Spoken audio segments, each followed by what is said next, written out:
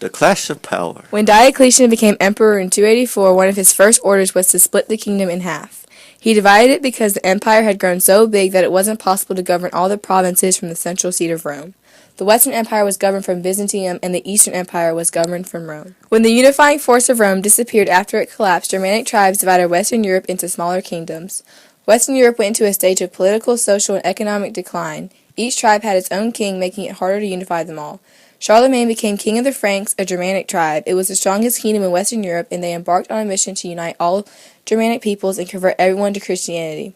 He was crowned emperor of the Romans by 800 by Pope Leo III. Charlemagne was able to extend his power by engaging in a military campaign. After the collapse of the Roman Empire, the Pope became known as powerful political leaders as well as spiritual leaders. Religion touched every aspect of European life. Church officials served as teachers and record keepers. The Pope gained the influence over religious and political aspects of people's lives. During this time, everyone obeyed the Pope. Kings and nobles started getting jealous and wanted power too. These struggles between the church and kings caused strife and hardships. To solve this, the Pope told people to obey Charlemagne, and Charlemagne told the people to obey Pope Adrian.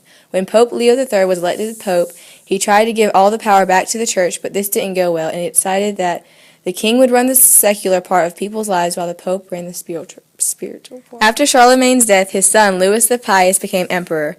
At the time of his death, his empire spread across most of Western Europe. This land was divided up between his heirs. After Louis the Pious and his sons had a dispute, it was decided they would divide the empire into three parts into a treaty called Treaty of Verdun. Then the Muslims conquered Sicily, Magyars came from the east, and the Vikings came from the north. Edward the Confessor dies in January 1066, and his brother-in-law, Harold Godwinson, becomes king.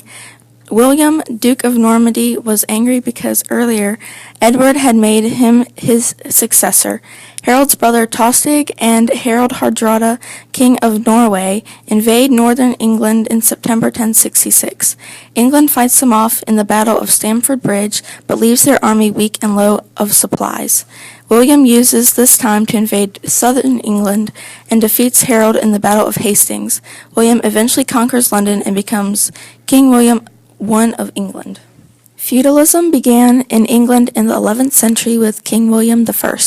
He divided the land in England, keeping 20% for himself, giving 25% to the church, and dividing the rest up and giving it to nobles in exchange for military service. Peasants were forced to live on nobles' land and work for them. The nobles now have more land than the king, which led to fighting and rebellions. The Archbishop of Canterbury, Thomas Becket, died on December 29, 1170. He was assassinated by Henry II with a sword in Canterbury Cathedral while being ordained. The death of Thomas Becket left England in chaos.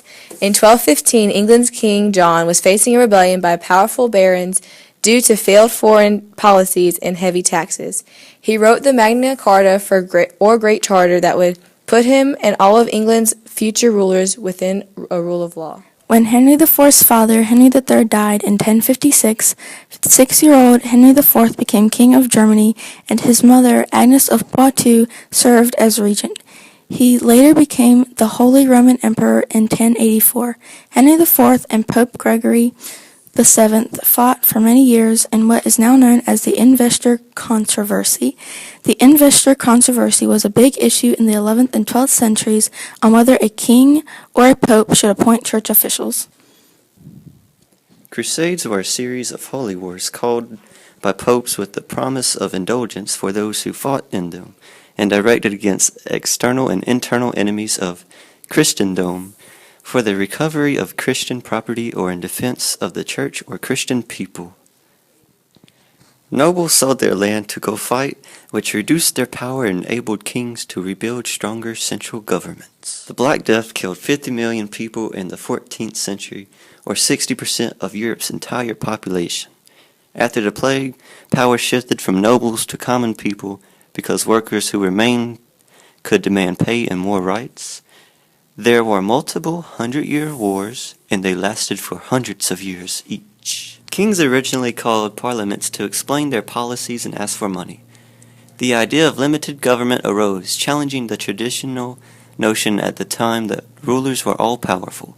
The most substantial occurrence was in 1215, when the nobles of England asserted their rights against King John and the Magna Carta In addition, the notion of parliaments come to existence, and the reciprocal nature of the feudal and manorial contracts laid the most basic groundwork for the concept of the social contract. The Pope restructured the church to assemble a kingdom. Advisors called the papal curia, which were people who ruled in the court, which allowed the court system to follow church beliefs. Diplomats traveled Europe dealing with bishops and kings. The king couldn't do things he might have wanted to do if the papal curia made the court up mostly. People began to want change because of how things were going when the church was in power, because they weren't in a good situation at the time they were in power. This made church officials drop out of parliament so new people could come to power. The power within the church hierarchy was in the hands of the local bishops. The late Middle Ages were characterized by conflict. Towns and cities began to grow in alarming rates. The new towns wanted to have their own self-control. They wanted to be free from outside leadership.